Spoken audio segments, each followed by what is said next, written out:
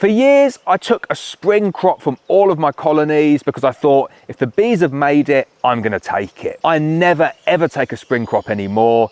In this video, I'm gonna tell you why. So as I said in the intro there, every single year, I always used to take a spring crop because I kind of thought, well, the bees have made that honey.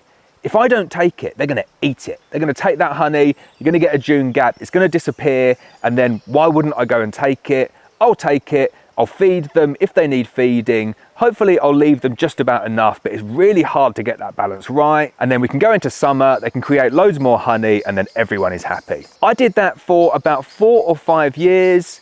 And then I realized that, you know what, I'm making a big mistake here. Now, don't get me wrong, I'm not saying that everybody who takes a spring crop is making a big mistake. People down south definitely take a spring crop because it's very easy to take a spring crop down there, and they'll get a very big spring crop.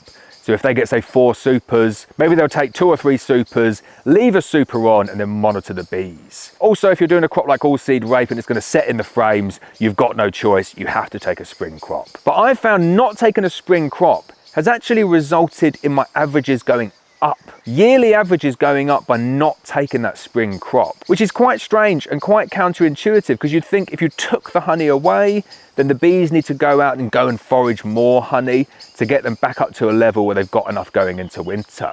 So you almost turbocharge the bees, you turbocharge the queen to lay more, to get the numbers up so they can go and forage more honey. And I just found it didn't work like that at all. And in my experience, the overall averages have gone slightly up by not taking the spring crop. So what you can see in the background there is a very tall hive.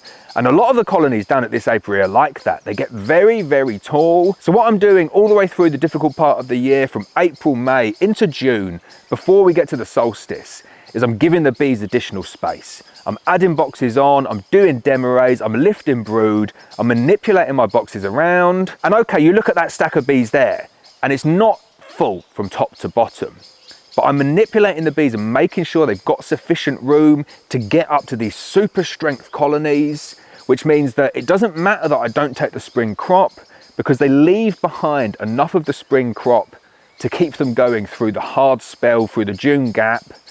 But the big thing that it means is that I have such a huge amount of bees going into the summer crop, that they go out and they forage so much that it doesn't matter that I've not banked the spring crop, because there's so many bees there that they just go absolutely wild and they bring in so much honey. The other part for me is that I kind of thought, well, you know what, I'm going to take a spring crop from my bees, and then, okay, I'll need to go in and do a little bit of feeding. But I never really factored how much time that was actually going to take me, how much effort it was going to take. Obviously, you've got the cost of the sugar.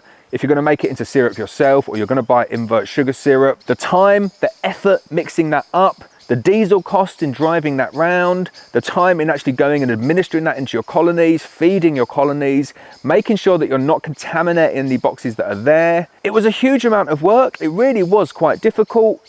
And then you get to a point where you've got these boxes that are contaminated with sugar syrup, and then you go to put your supers back on, and it is difficult not to get any cross-contamination in them. So for me now, I never ever feed when there is a super on. Doesn't matter what time of year it is, I will not feed a colony if it's got a super on, and I will delay putting the supers on to make sure that the colonies have got enough feed and they're nice and strong. Always keep that buffer in the brood area. So not taking a spring crop gives me 2 really key benefits, and it's why I continue to use that method. First benefit is that I never have to feed when the supers are on. There's never any spring feeding, and there's never really any risk that your bees are going to starve. So you don't lose any bees. No bees die. You've got such a good buffer. You've got the entire spring crop as your buffer.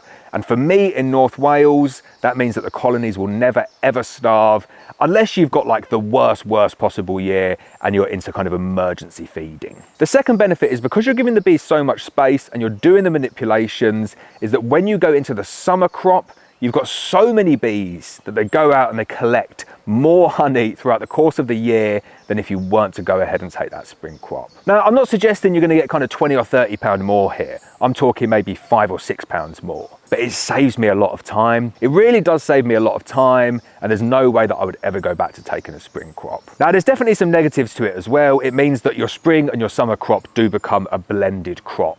so you don't get the distinct differences, which I think is a very nice thing to have, especially at a hobby level. I know people that extract frame to frame and they get completely different honeys, each in the different jars, and it does work really well, and it is nice to get that variation between the jars. But when you start to deal with bigger numbers, you really do look for efficiencies, and one of the biggest efficiencies I've found is not taking a spring crop, and it really has made my beekeeping life so much easier.